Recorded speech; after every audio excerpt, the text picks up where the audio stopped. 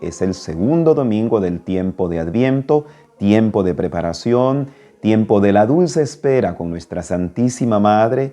Nos ponemos en esta espera espiritual para también nosotros ser capaces, como ella lo fue, de dar a luz a Jesucristo. Ahora nosotros, a través de nuestras realidades cotidianas, de nuestras situaciones cotidianas, esa es nuestra lucha, es la lucha de todo cristiano a lo largo del tiempo. Llegar a ser también como María, dadores de Jesucristo a los demás. Por ello, vamos a adentrarnos en este momento a esta reflexión dominical que nos pueda también servir para toda esta segunda semana de preparación que iniciamos ya de cara a la Navidad. La liturgia de la palabra nos presenta siempre textos muy ricos de contenido. Nosotros entresacamos algunas claves sin la pretensión, evidentemente, de agotar todo el contenido espiritual, moral o doctrinal que estos textos puedan darnos. Iniciamos pues con una de las primeras claves en la cual nos quisiéramos centrar. Esta está tomada de la primera lectura del libro del profeta Isaías en el capítulo número 11, versículo 1. Y dice de la siguiente manera: En aquel día brotará un renuevo del tronco de Jesé, un vástago florecerá de su raíz. Es preciosa esta lectura porque nos habla de que habrá un brote, de un renuevo, dice el texto. ¿Por qué? Porque la renovación para Dios siempre es posible. Para nosotros los seres humanos, muchas veces puede ser que lo nuevo, eso que anhelamos de nuevo, eso que desearíamos que cambiara en una novedad, que la realidad se renovara en nuestra propia vida, en nuestra propia situación o circunstancia, sociedad, grupo familiar, etc. Eso que a veces nosotros anhelamos y que al mismo tiempo también en ocasiones dudamos que se dé. Hoy el texto de la profecía de Isaías 11:1 nos dice que eso es posible.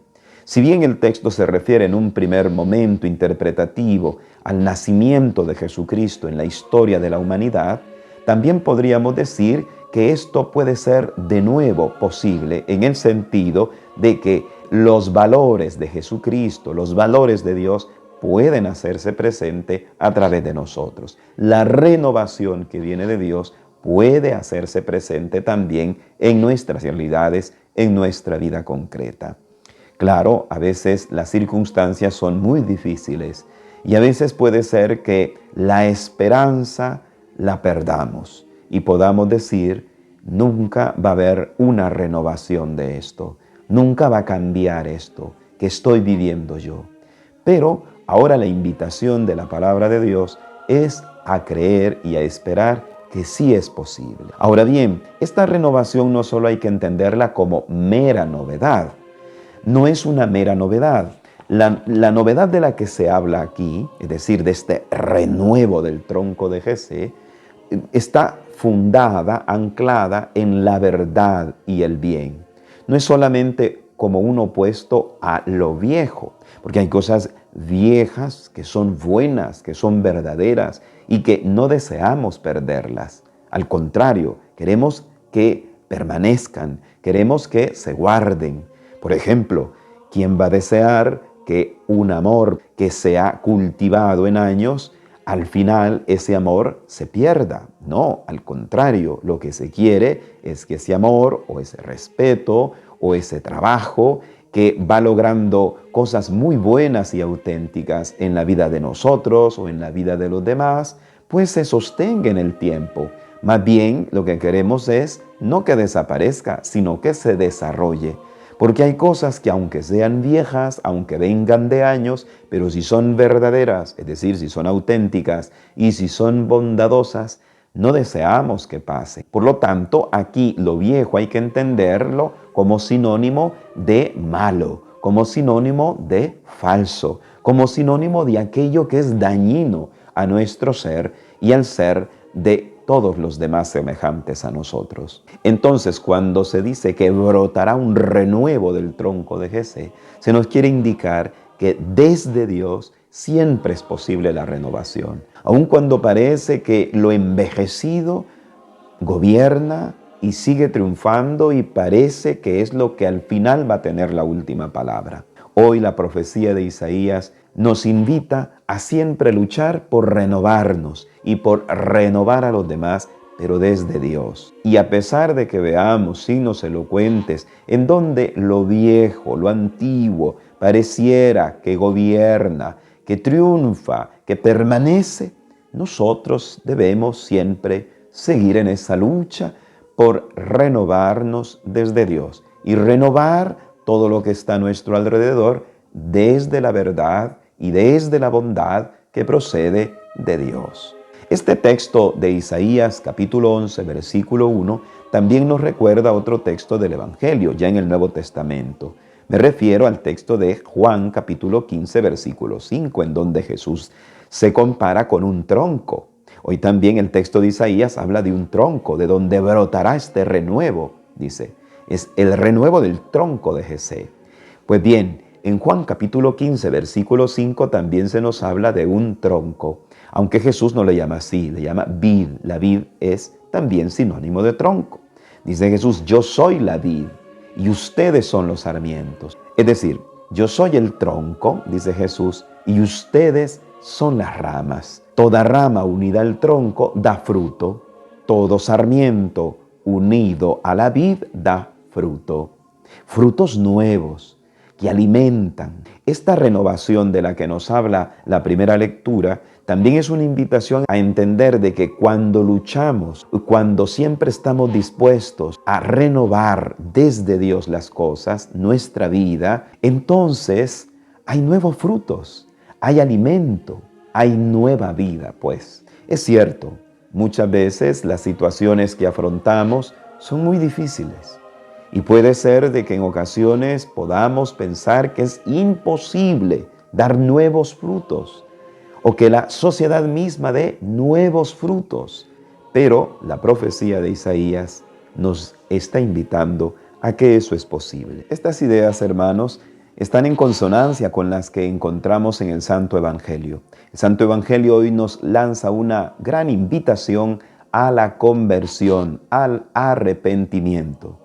El texto del Evangelio de Mateo, en el capítulo número 3, versículos del 1 al 12, nos narran la predicación de San Juan el Bautista. Nosotros quisiéramos centrarnos en el versículo número 2 de ese capítulo 3 de San Mateo, que dice así: arrepiéntanse porque el reino de los cielos está cerca. Esta exhortación a la conversión de Juan el Bautista, la iglesia nos la hace ahora en este tiempo de preparación para la Navidad. Lo que pretende la iglesia es que el tiempo de Navidad no se convierta pues en una mera celebración tradicional o social o consumista, sino en una auténtica celebración cristiana.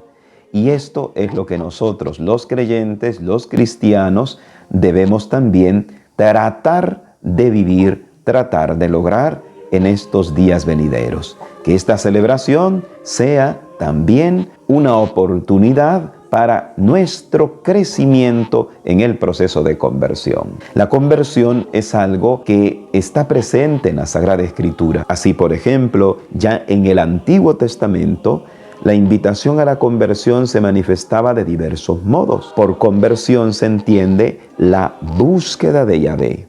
Así, por ejemplo, es la idea que encontramos en textos como de Amós capítulo 5, versículo 4, o de el profeta Oseas en el capítulo 10, versículo 12.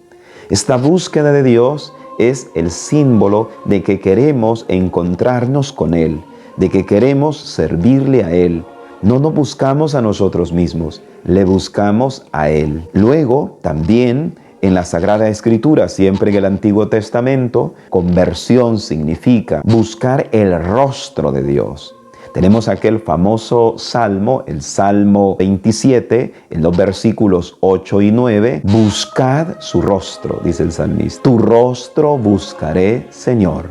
No me escondas tu rostro. El rostro de Dios es una manera gráfica, figurada, de manifestar que la búsqueda de Dios no es la búsqueda solamente de un ser superior, no es la búsqueda que el creyente hace de una energía que controla y que construye todo cuanto existe. No, ver el rostro de Dios o buscar el rostro de Dios significa buscar una relación personal con el Señor. Por conversión se entiende la búsqueda de la relación personal con Dios. A eso se refiere la expresión búsqueda del rostro de Dios. También en otros textos, por ejemplo, 2 Samuel, capítulo 24, versículo 17, se deja entrever que por conversión se entiende tener el corazón fijo en Dios. Ante las dificultades, tener el corazón fijo en Dios. Entonces, como vemos, la conversión desde el Antiguo Testamento era una búsqueda de Dios, un fijarse en Dios. La aversión, que es lo contrario de conversión, es más bien fijarnos en nosotros mismos. Hay un texto muy hermoso de San Agustín que nos habla sobre esta cuestión, de esta lucha que hay, de estos dos amores, dice, en un libro titulado La ciudad de Dios, que quisiera leer textualmente ese episodio, ese escrito de San Agustín, en donde él nos habla de esta lucha, de estos dos amores, el amor de sí mismo, el amor a Dios. El amor de sí mismo es la aversión a Dios, es decir, el desprecio a Dios, el odio incluso a Dios. Y la conversión sería el amor a Dios. Pero a veces hacemos al revés, nos convertimos hacia nosotros y tenemos aversión hacia Dios. San Agustín dice así en el capítulo 28 de La ciudad de Dios: dos amores han dado origen a dos ciudades. El amor de sí mismo hasta el desprecio de Dios, la terrena, y el amor de Dios hasta el desprecio de sí, la celestial. La primera, es decir, la primera ciudad, se gloría en sí misma. La segunda se gloría en el Señor. Fijémonos en estos detalles que nos transmite San Agustín. Dos amores han dado origen a dos ciudades, es decir, a dos maneras de vivir, a dos modos de estar en la historia. A dos ciudades significa eso, no solamente al hecho de vivir en una ciudad, sino al modo de vivir nosotros. Dos amores han dado origen a dos ciudades. El amor de sí mismo que es la aversión a Dios. Aversión significa desprecio a Dios. El amor de sí mismo hasta el desprecio de Dios. Y el amor de Dios, que ese sería el otro, que sería la conversión, es decir, amor a Dios es conversión.